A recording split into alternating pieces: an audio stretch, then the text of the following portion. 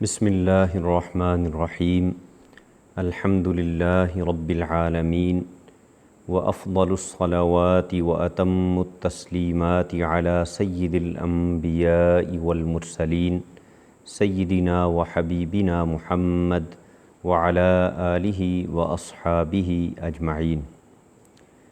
میرے عزیز مسلمان بہنوں بھائیوں، اسکول، کالج، یونیورسٹی اور دینی مدارس کے عزیز طلباء کرام، ملک اور بیرون ملک میں رہنے والے تمام مسلمان بہن بھائیوں، عزیزوں، دوستوں، السلام علیکم ورحمۃ اللہ وبرکاتہ۔ اسلامی عقیدہ سیریز کی دوسری گفتگو میں ایک مرتبہ پھر آپ کی خدمت میں حاضر ہوں۔ اس سے پچھلی گفتگو میں ہم نے قرآن مجید فرقان حمید کی روشنی میں عقیدہ توحید کو آسان انداز میں سمجھنے کی کوشش کی۔ آج کی گفتگو میں ہم عقیدہ توحید کے متعلق کچھ دلائل قرآن مجید فرقان حمید سے سمجھنے کی کوشش کریں گے۔ قرآن مجید فرقان حمید نے جہاں اس بات کو بیان کیا ہے کہ ہم اللہ رب العالمین کو وحدہ لا شریک مانیں، اس کے ساتھ کسی کو عبادت میں، بندگی میں شریک نہ ٹھہرائیں، اس کے متعلق یہ دل و جان سے تسلیم کریں کہ وہی ہمارا اور ساری کائنات کا خالق، مالک اور رازق ہے، زندگی موت سب اسی کے ہاتھ میں ہے۔ اسی کے ساتھ ساتھ قرآن مجید فرقان حمید نے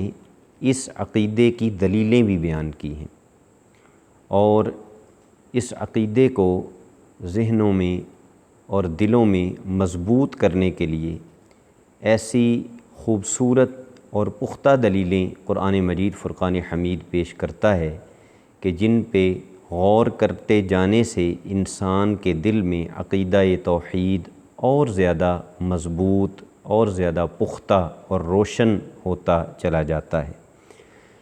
اللہ سبحانہ وتعالی نے قرآن مجید فرقان حمید میں اپنے وحدہ لا شریک ہونے کی بے شمار دلیلیں بیان فرمائی ہیں،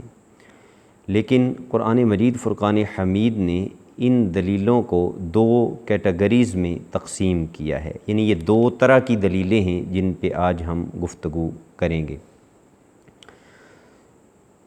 قرآن مجید کے 25ویں پارے میں سورہ حامیم السجدہ، جسے سورہ فصلت بھی کہا جاتا ہے، اس کی 53 نمبر آیت میں اللہ سبحانہ وتعالی ارشاد فرماتا ہے: سَنُرِيهِمْ آيَاتِنَا فِي الْآفَاقِ وَفِي أَنفُسِهِمْ حَتَّى يَتَبَيَّنَ لَهُمْ أَنَّهُ الْحَقُّ، کہ ہم عن قریب انہیں اپنی نشانیاں دکھائیں گے آسمان کے کناروں میں، اور خود ان کی اپنی جانوں کے اندر، ان کے اپنے بدنوں کے اندر، ان کی اپنی ذات کے اندر، حتیٰ یتبین لہم انہ الحق، یہاں تک کہ حق ان پر واضح ہو جائے گا، روشن ہو جائے گا، اور انہیں یہ بات سمجھ آ جائے گی کہ یہی عقیدہ ہے جو سچا برحق اور درست عقیدہ ہے۔ اس آیہ مبارکہ میں اللہ سبحانہ وتعالی نے یہ بتایا ہے کہ کچھ نشانیاں اور کچھ دلیلیں اس کے وحدہ لا شریک ہونے کی وہ ہیں جو اس کائنات کے اندر بکھری ہوئی ہیں، اور کچھ نشانیاں وہ ہیں جو خود انسان کی اپنی ذات کے اندر موجود ہیں۔ اس کائنات کا ذرہ ذرہ،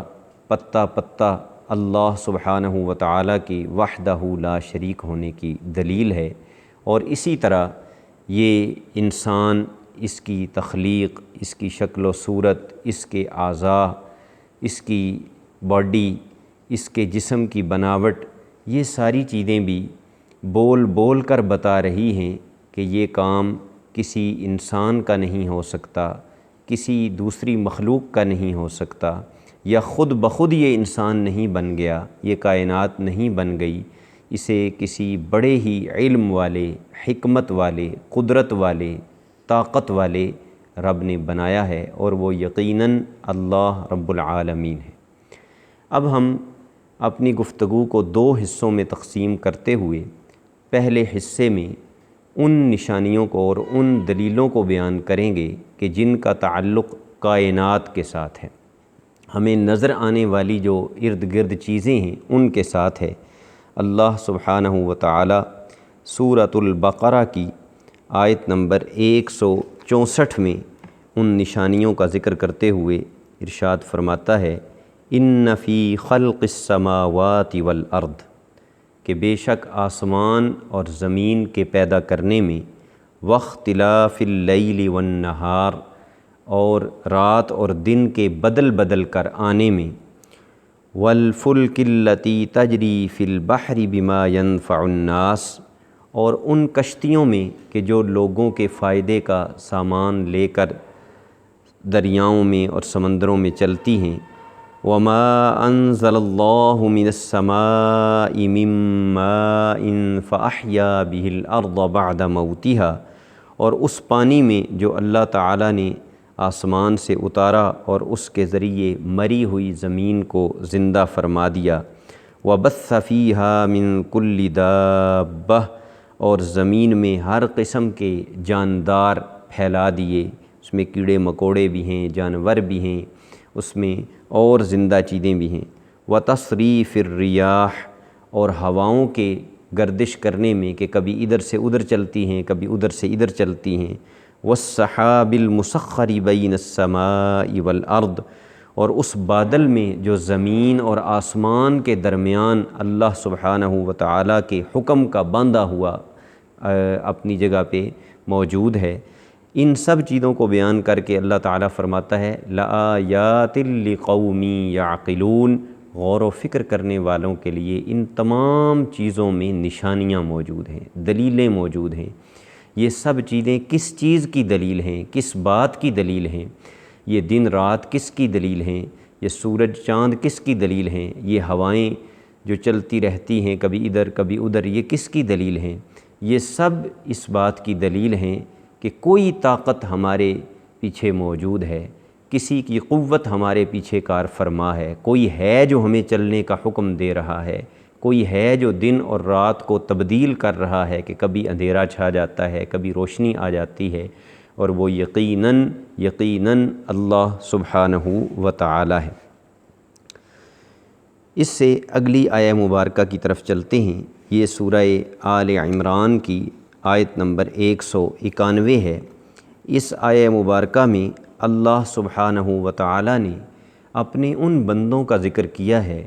کہ جو زمین و آسمان کی ان نشانیوں میں غور و فکر کرتے ہیں۔ میرے عزیز طلباء، میرے پیارے بھائیوں، میری عزیز بہنوں، زمین و آسمان کو ہم ہر وقت دیکھتے رہتے ہیں، ہم دریاؤں اور پہاڑوں کو دیکھتے ہیں، لیکن قرآن کریم کی یہ آیات ہم سے یہ مطالبہ کر رہی ہیں، قرآن ہم سے یہ کہہ رہا ہے کہ جس چیز کو بھی دیکھو، جس چیز کی خوبصورتی تمہیں نظر آئے، جس کا حسن اور بیوٹی تمہیں نظر آئے، تو ان سب چیزوں کو اس نظر سے دیکھو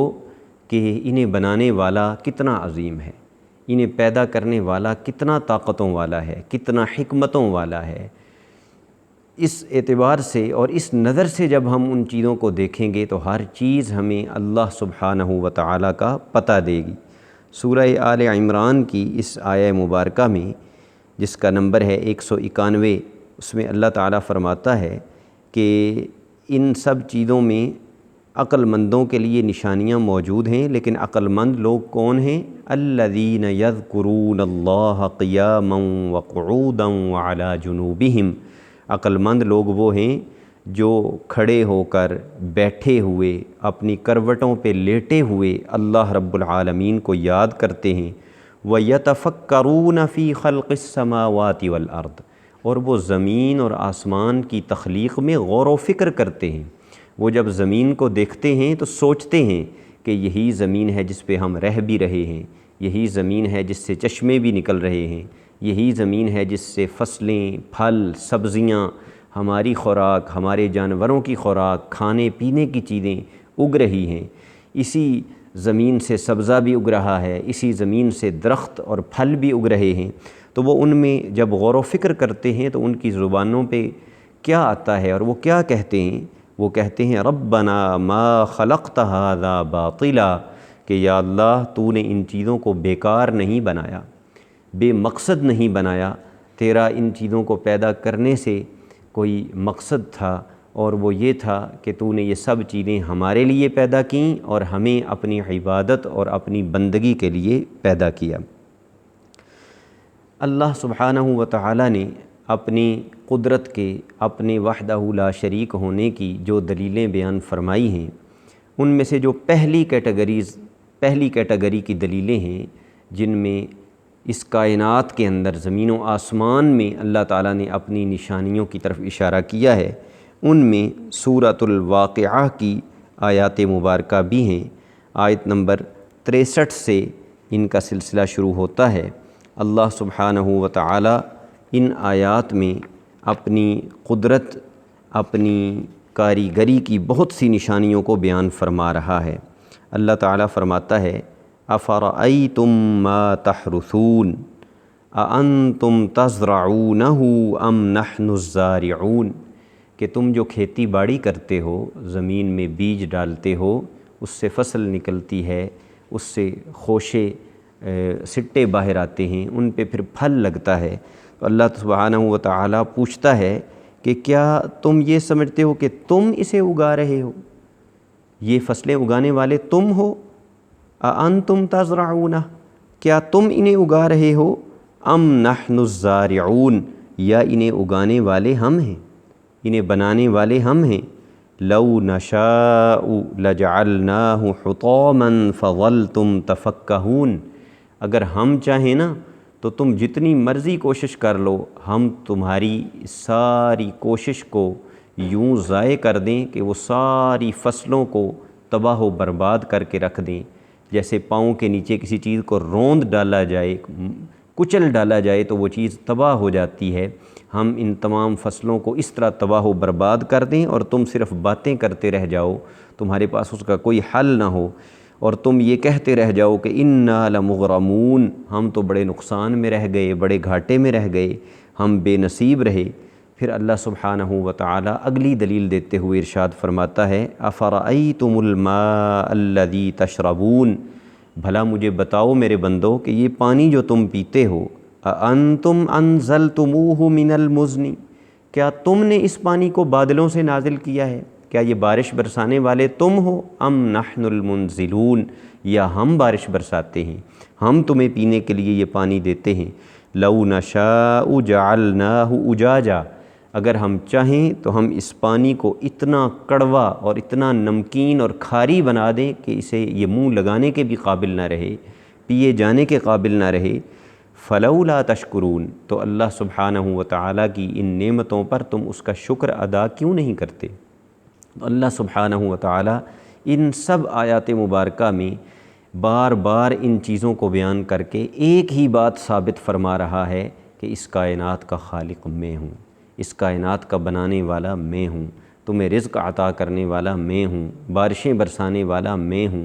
اور اس دانے کو ایک پورا تناور درخت یا پودا بنانے والا میں ہوں، اس بیج کو پھل عطا کرنے والا میں ہوں۔ اگلی آیات مبارکہ میں غور کیجیے، اللہ فرماتا ہے افرأیتم النار التی تورون، تم بتاؤ تو صحیح کہ یہ آگ جسے تم روشن کرتے ہو اور اسی پہ کھانا بھی پکاتے ہو، اسی آگ سے آج کون کون سے کام نہیں لیے جا رہے؟ تو فرمایا اانتم انشأتم شجرتہا،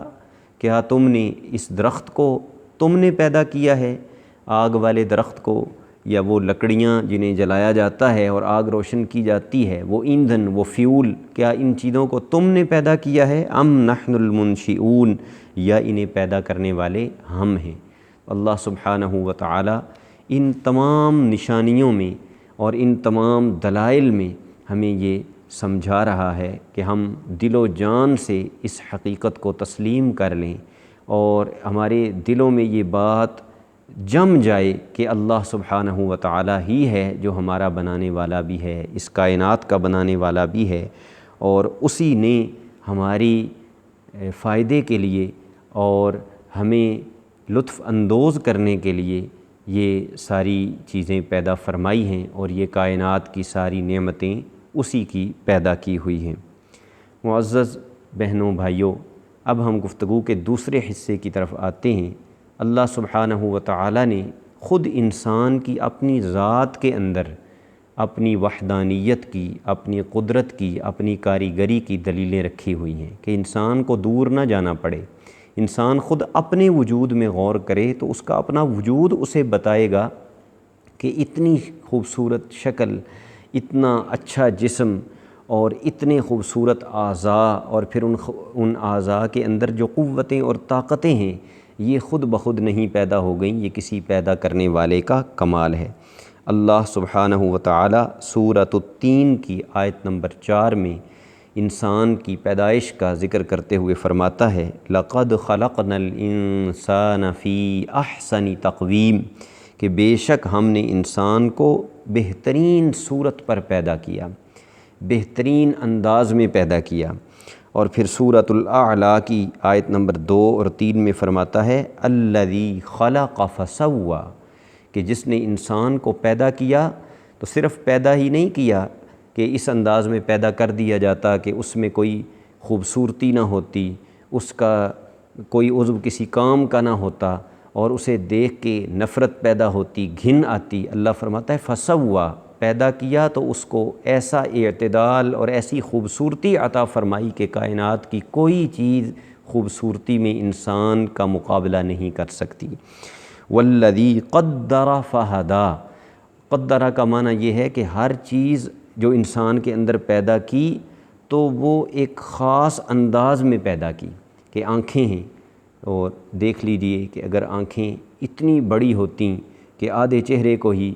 وہ انہوں نے گھیرا ہوا ہوتا تو انسان کتنا خوفناک ہوتا۔ انسان کے ہاتھ ہیں، پاؤں ہیں، کان ہیں، ناک ہیں، ہر عضو کو اسی طرح پیدا کیا ہے کہ جس طرح پیدا کرنے میں خوبصورتی بھی تھی اور اس سے فائدہ بھی لیا جا سکتا تھا۔ فہدا، اور فرمایا کہ پھر صرف اعضاء ہی خوبصورت نہیں بنائے بلکہ اس انسان کو راہ بھی دکھائی ہے،